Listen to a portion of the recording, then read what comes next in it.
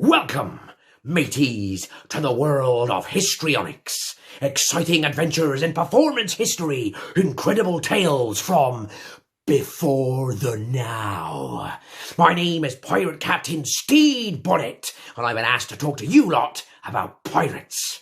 Now, I wonder if anyone out there knows why it is that pirates are called pirates. Haha, that's right, because they are. I wonder if anyone knows what a pirate's favourite vegetable is. Artichokes. Haha. And does anyone know what a pirate's favourite letter of the alphabet is? Well, you might have said R, but my first love will always be the sea. I know, terrible jokes, but I did have occasion to use them way back in 1717, I think it was, when me and my pirate crew were trapped, battling 5 hours. 5 hours we battled in the mouth of the river of Cape Fear, 5 hours of cannons roaring, 5 hours of the sound of men shouting and steel clashing against steel. I used those jokes because I knew my men were upset. I knew they didn't want to have to fight there. I knew many of them were upset because they'd been wounded. I know many more of them were upset because they'd been killed. And I said, never fear, mateys, for though I was born as a member of the nobility, for though I was born with a silver spoon in my mouth, I have a heart of iron, and I will not desert you now. Have no fear, have no doubt. In fact, the only thing I do have true doubts about is whether or not I can keep up that ridiculous voice. How stupid, how utterly foolish and insane that I should have to pretend to be from Bristol to be considered as a serious pirate. There are pirates from more places than the West Country, you know. There are pirates from London, there are pirates from Scotland, there are pirates from America. Goodness me, perhaps the most famous pirate of them all, Sir Henry Morgan, was from Wales. Now there's lovely. And now, here's me with that ridiculous voice. Oh, do you know, I'm not in fact even from any of those places I've just mentioned. No, and my name, by the way, is pronounced Steed Bonnet. And I was born in Barbados in 1688. Oh yes, a son of a rather wealthy gentleman. I am married to a handsome woman called Mary. I have 3 children.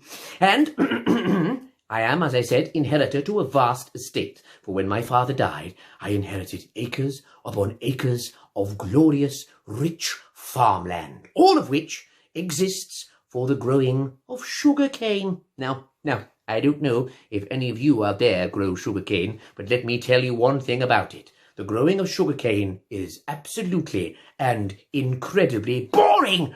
It's so dull, so tedious. I hate it. It's all anyone ever talks about on Barbados. Oh, how much sugar cane did you grow last year? Oh, I see. How much sugar cane are you growing this year? Oh, how much sugar cane are you growing next year? No one cares. I hate it. Relentless tubes of beige tedium. Anyway, so it was right. So, rather bored with sugar cane, I decided, no, sugar, boring. I would become a pirate. Can you imagine sailing the 7 seas and having a series of incredible adventures? How far more interesting than staying at home and talking about sugar. So I spent my vast money on building an enormous ship. I named her the Revenge and gave her not 1, not 2, not 3, but 6 guns. But I had no crew.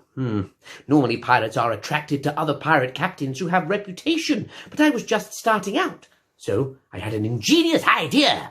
Rather than allow the pirates to have a share of the treasure, a piece of the booty, whatever that means, I thought I would pay them wages. Oh yes, weekly wages for what is guaranteed more to encourage a crew of scurvy knaves than regular wages, a pension, and maybe insurance for accidents as well. Take-up was initially a little bit slow, but I did eventually get 70 crew, and eventually we set sail from Carlisle Bay for adventure. And it wasn't long before I realized that things were not as they should be. For a start, my crew, They were drunk and angry and mean. They would get into fights because one of them had lost a game of cards or dice. And the treasure was not the treasure I thought. No gold, no jewels. No, the main things apparently that pirates steal are spices and silk and sugar. Not sugar. There is no escape from its grainy evil. So, even though perhaps there was nothing I could do about that, and Sugar's constant pursuit of me, lurking around every corner, I could do something about the crew. I gathered them all around and we sat down on the deck in a nice circle. And I said, right now, lads, gentlemen, there'll be no more drinking of rum.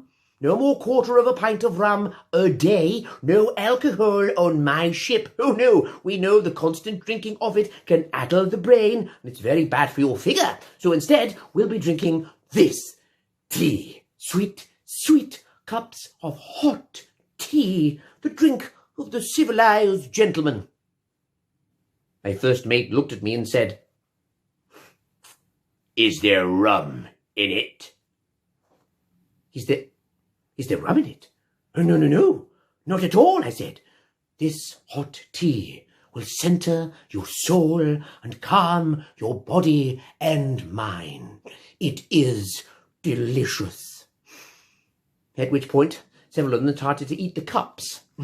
So I said, all right, maybe we've started a little bit too soon with tea. Maybe I need to prepare your minds first, which is what these are for. Books. We will read these books, gentlemen. Oh, I will lend you copies from my own personal library that I have on this ship. And when you read, your brains and bodies will be taken to horizons new that are different from the new big horizons that we can see from the ship. But these are book-related horizons, making you anywhere and anyone.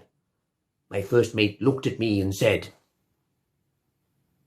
"Is there rum in it?" Is there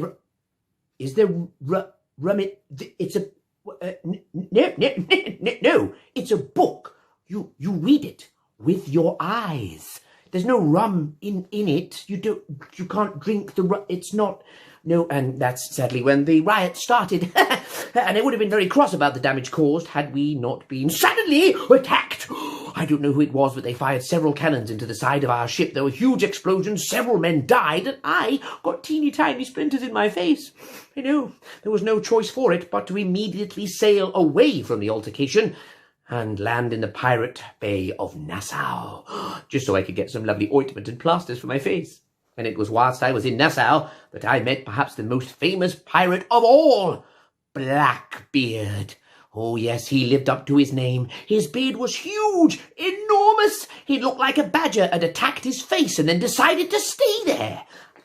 And he had wound burning pieces of string match into his beard so it looked like the whole of his face was on fire.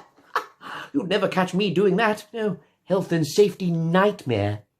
I remember the first words I said to him. I went up to him and said, "It's you. It's you, isn't it? You're Edward Teach, otherwise known as Blackbeard." He said, "Aye, that I be." I said, "No, it's yes, I am, not that I be." And our relationship went downhill from there. My crew were rather impressed with him more than they were with me, and he became the pirate captain and took my ship from me, renaming it the Queen Anne's Revenge. I was forced to be a prisoner, a special guest, if you like. I wasn't allowed to carry a weapon. Instead, I wandered about the deck, dressed in my jimmy jams, drinking cups of tea and reading books and watching the pirates go about my business. But eventually, Blackbeard tired of me, and he ran away, fled, left, taking only all the supplies, the ammunition, the best weapons, and the best pirates. Still, I did have some crew left, and they were a bit dejected, but I decided we needed to spice things up a bit by having a spring clean and alphabetizing all of the supplies. We decided to do this in the river mouth of Cape Fear, which is where we were attacked by the governor's forces. 5 hours. 5 hours of fighting. of cannons roaring, of the clash of steel on steel, and the shouting of men. And eventually that battle paused after 5 hours, not because either side won, not because anyone was victorious at all, but because the tide went out, and both ships became grounded on sandbanks. They were leaning, you see, like this. We couldn't really shoot at one another at all. In fact, the cannons, if you attempted to fire one, went straight up in the air, a ball all the way to the sky, and the balls would come straight back down and crash right through the deck, destroying it and possibly injuring the men. And that's a mistake you only make 4 times. Men that had been shooting at each other only moments before were now feet away from one another, sort of waving and feeling slightly awkward.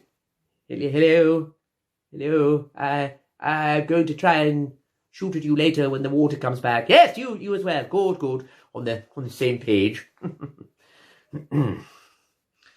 So, the battle paused, but I told my men that I was convinced that they could acquit themselves nobly. I told them that I would not desert them, and we would fight to the end, no matter how many minutes it would take. We would fight on. And then maybe, just maybe, we might sit on the deck, as I asked before, get out a nice book, have a good read, and all enjoy a cup of tea. No sugar, though. Now, I know many of you out there will be impressed by my stories of piracy and of my life. It might be difficult for you in this day and age to become a pirate, but if you are, you need to be careful. You need to make sure you're properly equipped. Make sure you have a long coat on like the one that I do here. Make sure indeed that you are armed indeed with one of these fine items. Ooh, yes, a sword, but not just any sword. Maybe a cutlass or one like this, which is called a hanger. It's very straight, but nice and short, which means it doesn't get caught in the rigging and the sails. That's why a cutlass is curved, so if you're fighting on deck and you do get stuck, you can pull it out quite easily. Remember, all that treasure you want, it's not gold, it's not jewels. All of those ships carrying gold and jewels and silver are really well protected, with loads and loads and loads of guns on their ships. No. Go after easy prey. If you want to, go for the sugar. But if not, then silk and spices and food. They won't be so well protected, those items, on a ship. They won't have a huge military escort, and then you can sell on those items later, or just eat them yourself. Up to you. And pirate flags. Very, very important. I've heard a rumour that people think that you all have the same flag. Not true at all. No, it's not just one called the Jolly Roger. There are lots of designs, skulls and crossbones and skeletons with spears and swords. Maybe you could spend some time at home designing your own pirate flag. If you've got nothing to do, that is. Now, if you'll excuse me, I think I can hear the kettle boiling and coming to fruition, so I have to be off for tea. So, thank you for watching, everybody out there. We'll see you all again very, very soon here on Histrionics with somebody else talking about their life and incredible adventures. Stay safe.